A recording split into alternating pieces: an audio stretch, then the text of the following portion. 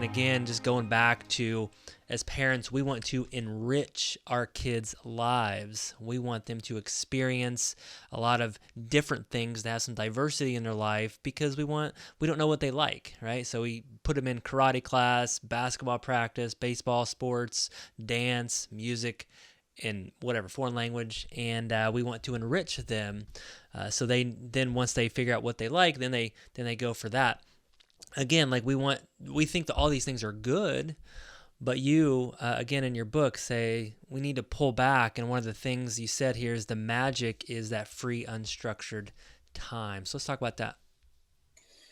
Yeah, the scheduling, it's kind of interesting, this thing, because the we can almost use the word enrichment, Brad. It's almost like it's almost like a way of thinking.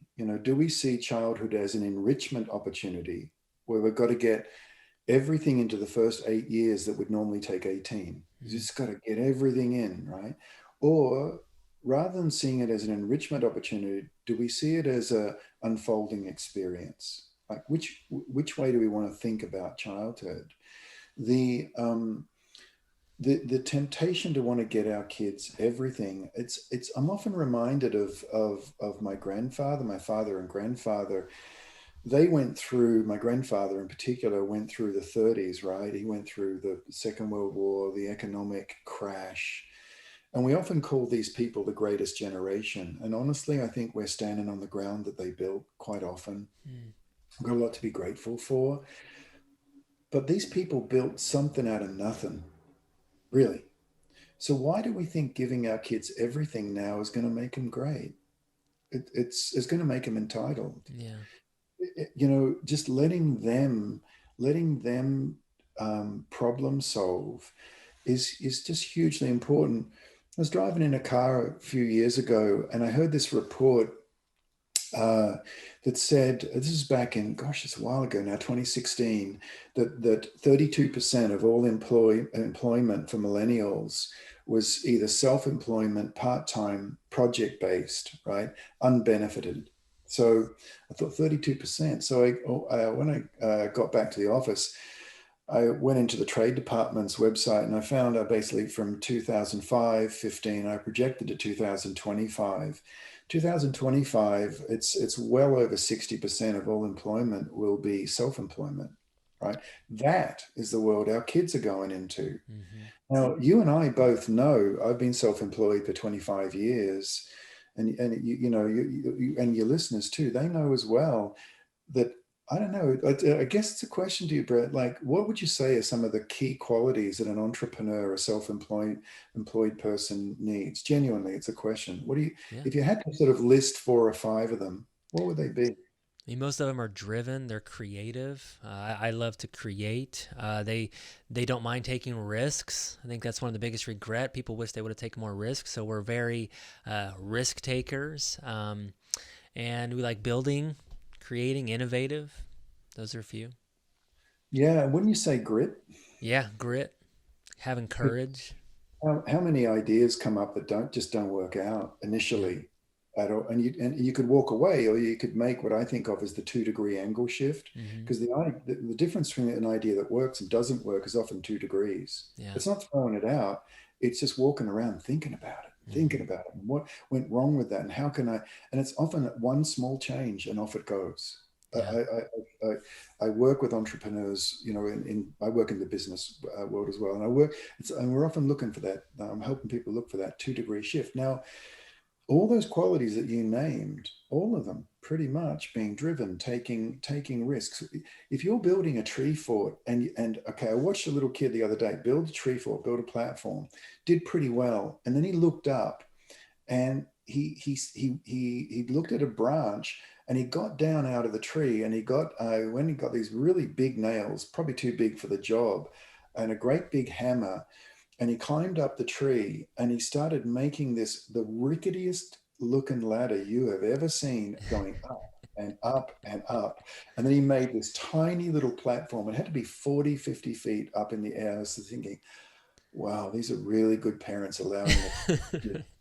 I'm like, whoa.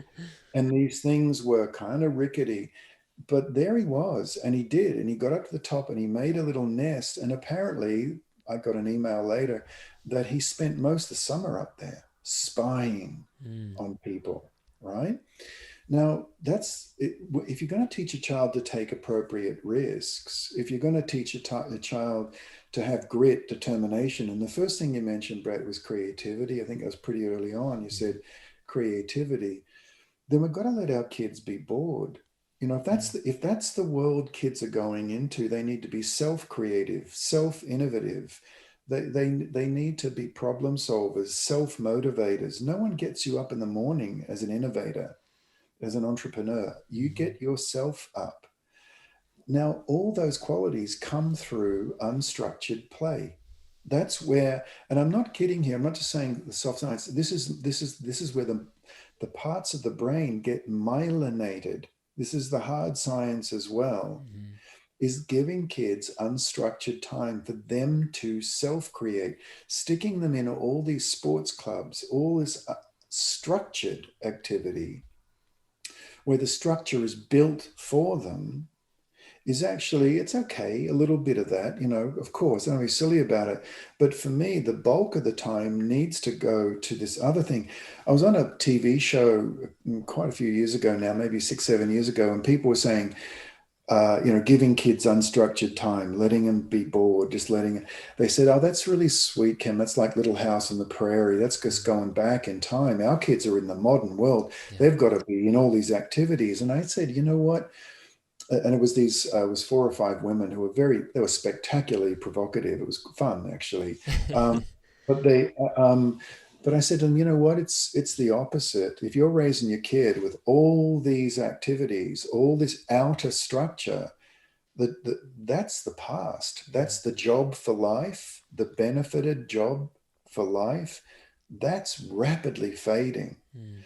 The jobs of the future, or not even the jobs, the way of the future is all about self-creation. Now, for the folk listening into this, if we're innovators and if we're entrepreneurs, our kids stand even a greater chance of doing that because they're watching us as well. We look like we're having fun, at least sometimes. Yeah. And we get to set our own schedules. They have to go to school. When I get out of school, I want to be like my mom because she gets to set her own schedule. They don't realize all the other hard parts so much. But we've got a pretty high likelihood. Both my kids are entrepreneurs and they're just in their late teens.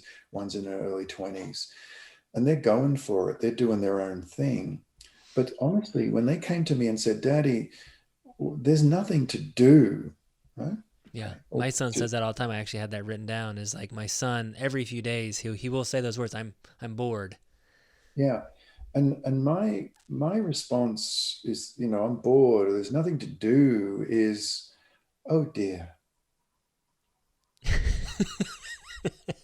That's it. Or it might go a little further and say something like, when they say there's nothing to do, and I'd say, oh, you know what? Something to do is just around the corner. Mm.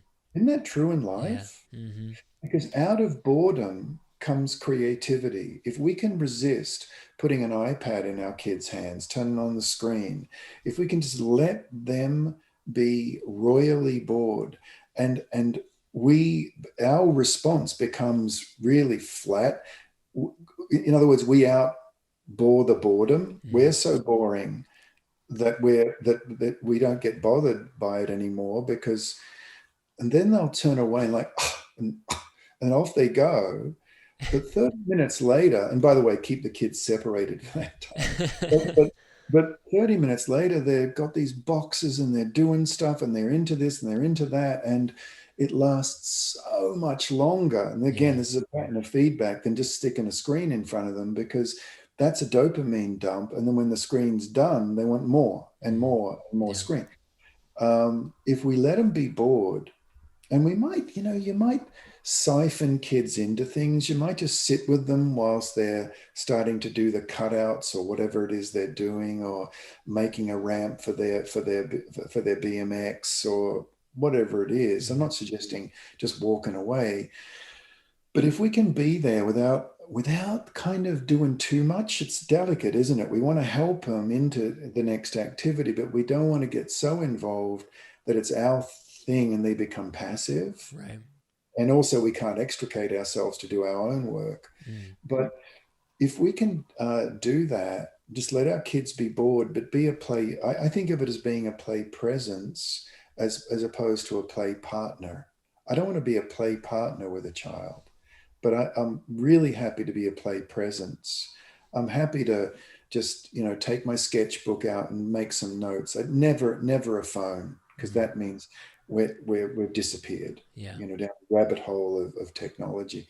But and I'm around while they're constructing their forts or whatever it is they're doing. They're doing their work, because play is work. I remember picking my little girl up from playing with a friend once. I said, "How did it go, love?" And she said, "Daddy, we played really hard today." And she was so satisfied, and she slept so well that night. So that's the scheduling side of things. We've just got to really watch this over scheduling of our kids. Because it's not to go back in time. It's because that's the world they're going into. Thank you so much for checking out the Brett Snodgrass channel. If you like this video, please slam on that like button. And if you really like it, then subscribe to our channel here. And remember to leave us a comment below, and I'm going to try my hardest to reply to all the comments. Thank you guys so much. This is why I do what I do. Every single week, I come out with content that focuses on success, freedom, and living out your purpose. Thank you guys so much. See you next time.